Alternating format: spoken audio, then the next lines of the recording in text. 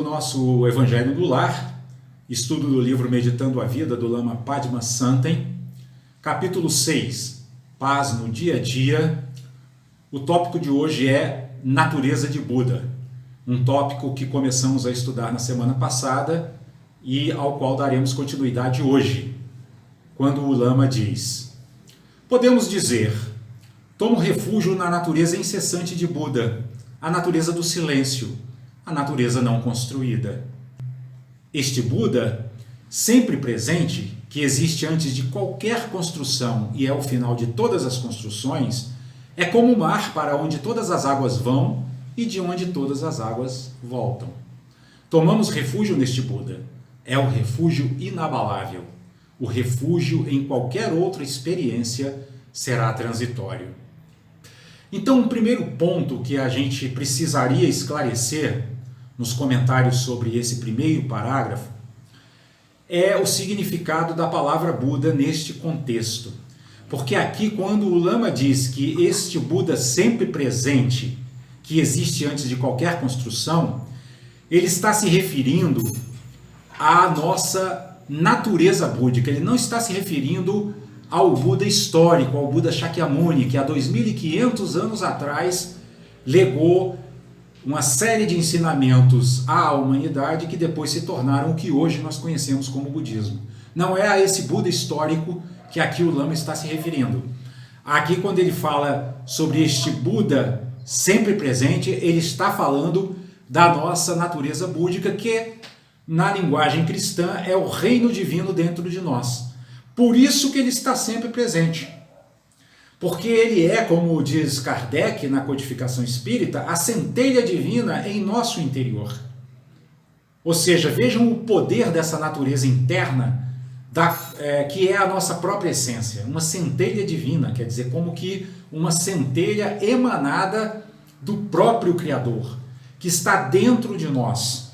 E que, como nos explica aqui o Lama, tem uma natureza que se assemelha à natureza do silêncio. Aqui também é outra coisa que nós precisamos compreender. Por que natureza do silêncio? Porque a nossa natureza divina, a nossa natureza búdica, ela está além do universo conceitual das palavras. Ela não pode ser descrita nem definida, embora o seu brilho, embora as suas construções nos encantem quando nós olhamos a vida ao nosso redor. Quando nós olhamos as flores, quando nós olhamos as árvores, o campo, os animais, o céu, as nuvens, a chuva, o sol, nós mesmos, nossa própria manifestação humana, nós ficamos encantados com a riqueza desse universo que nos cerca e que também está presente em nosso interior, e não só com a riqueza desse universo, mas com a perfeição com que ele opera, né? Com a harmonia com que ele opera.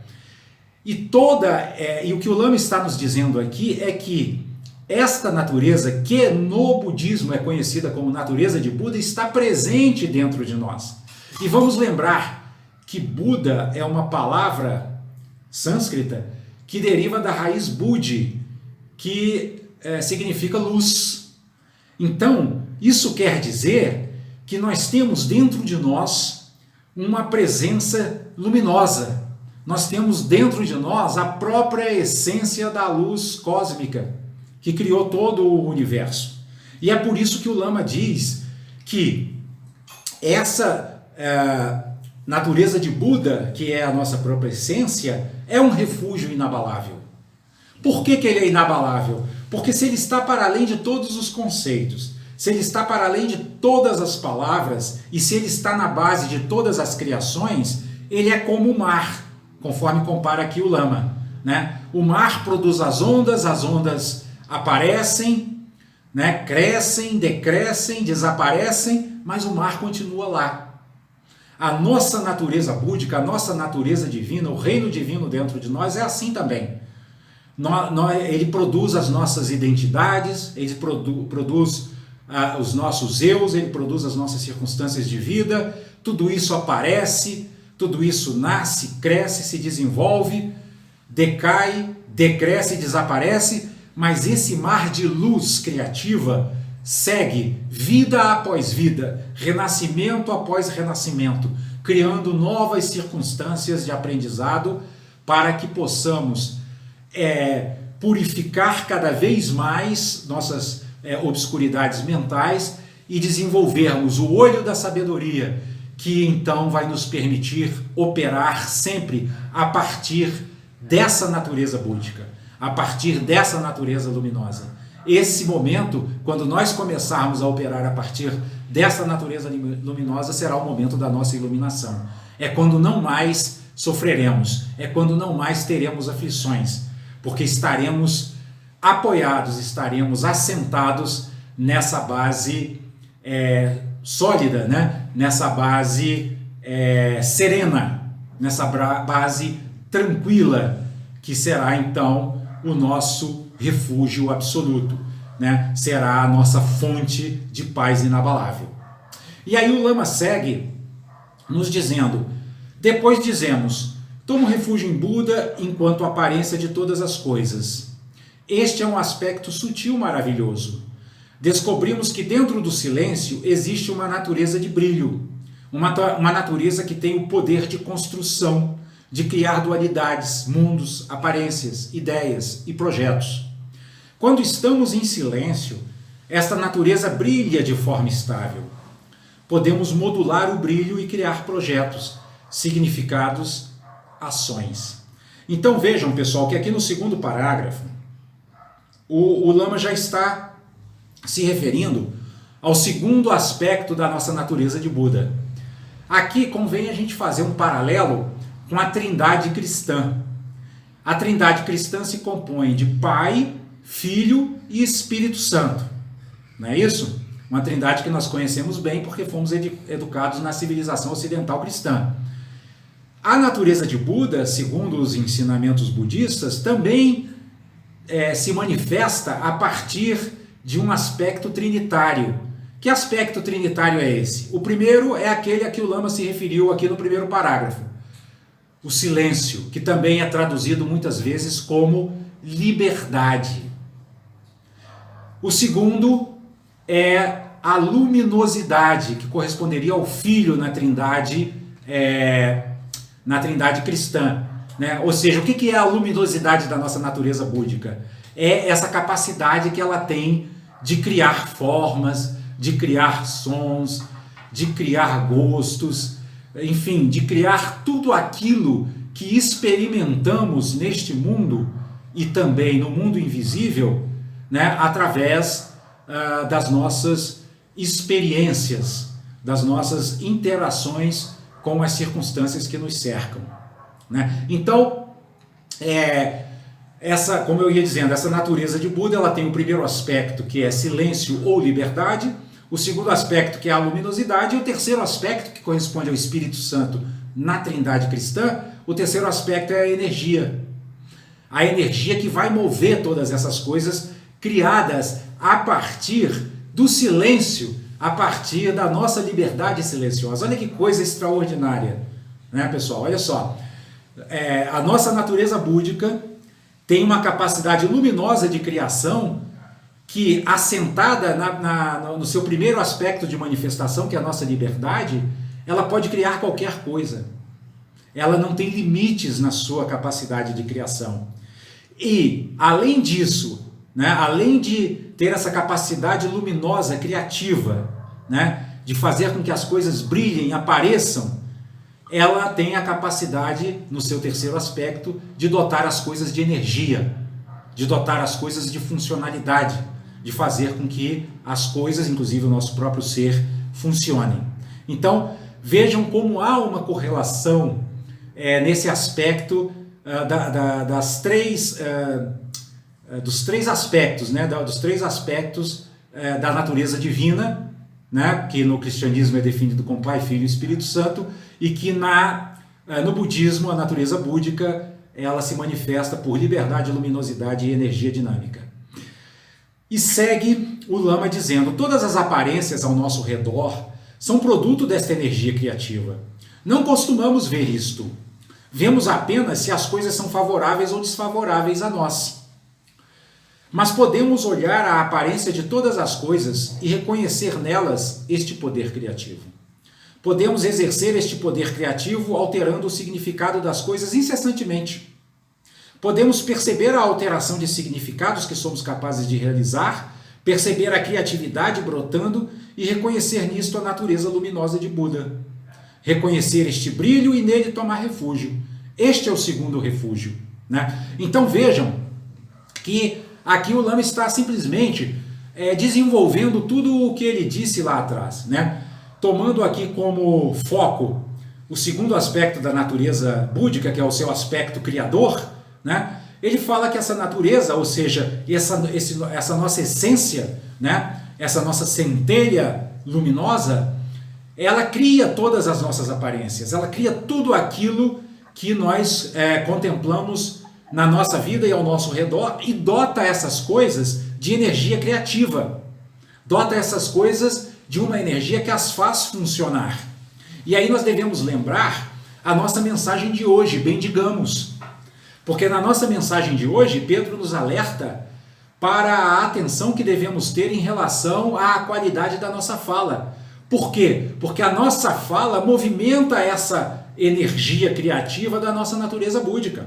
É um dos meios de movimentarmos essa natureza, essa criatividade, né, essa força criativa da nossa natureza búdica. A fala é um dos meios para movimentarmos essa energia, né? E então é importante, como Pedro nos alerta na mensagem de hoje, que essa movimentação da energia búdica através da palavra seja sempre positiva, para que criemos aparências positivas, para que criemos circunstâncias e situações positivas em nossa vida e na vida daqueles que nos cercam. É interessante a gente perceber aqui, inclusive, quando o Lama diz que nós podemos perceber a alteração de significados que somos capazes de realizar, que isso diz respeito a quê? Ao aspecto de liberdade dessa natureza búdica, que é a nossa essência. A esse aspecto de liberdade da nossa centelha divina. Nós podemos alterar os significados a todo momento. Nós podemos alterar a própria funcionalidade das coisas, né? Podemos usá-las com as mais diversas funcionalidades e podemos dar os mais diversos significados a todas as situações e a todas as coisas e a todos os objetos com os quais nos relacionamos. Nós temos esse poder criativo. É por isso que se diz que a nossa natureza búdica é uma natureza ilimitada. Não há limites para ela, porque ela olha a realidade não como uma realidade sólida. Quando nós estamos olhando para a realidade com o olho de sabedoria da nossa natureza búdica, nós olhamos a realidade como fluida, como transformável, como mutável. E com o olho da sabedoria é óbvio que nós vamos sempre imprimir um ritmo de mudança a essa realidade que seja positivo, que seja construtivo, que seja pacificador.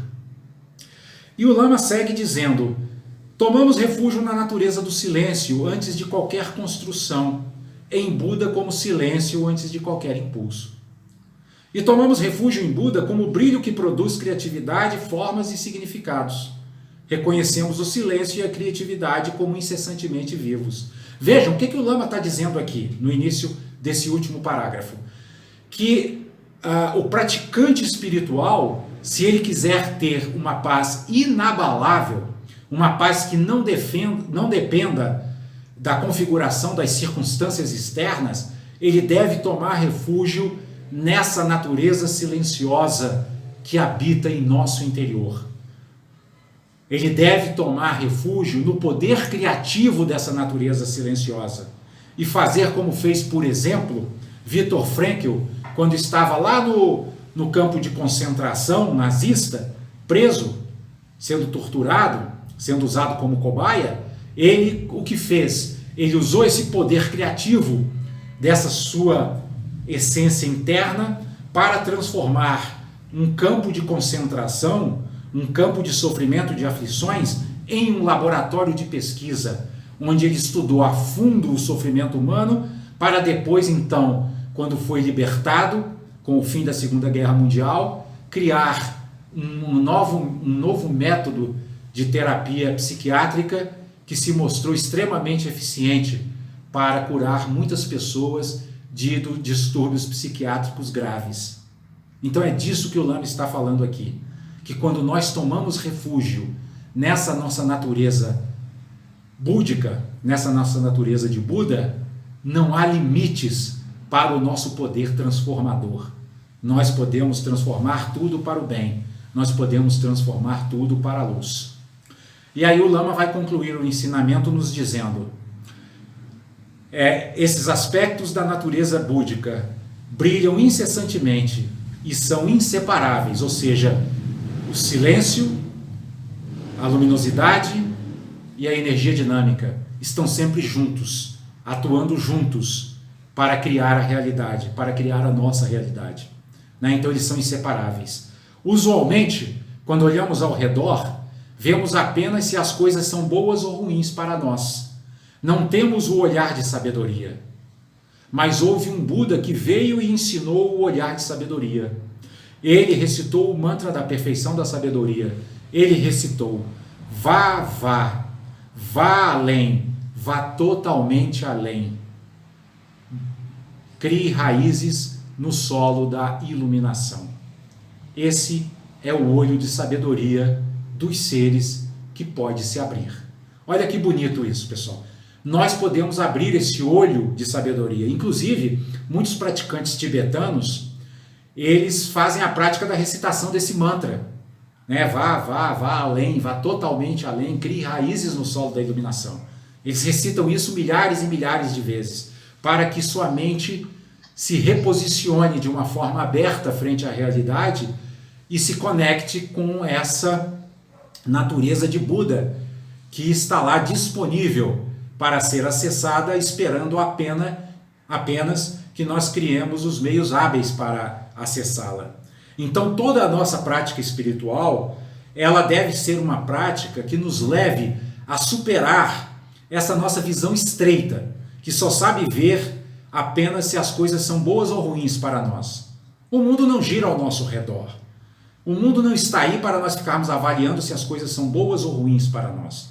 O mundo está aí disponível para que tenhamos um aprendizado espiritual rico, profundo, amplo.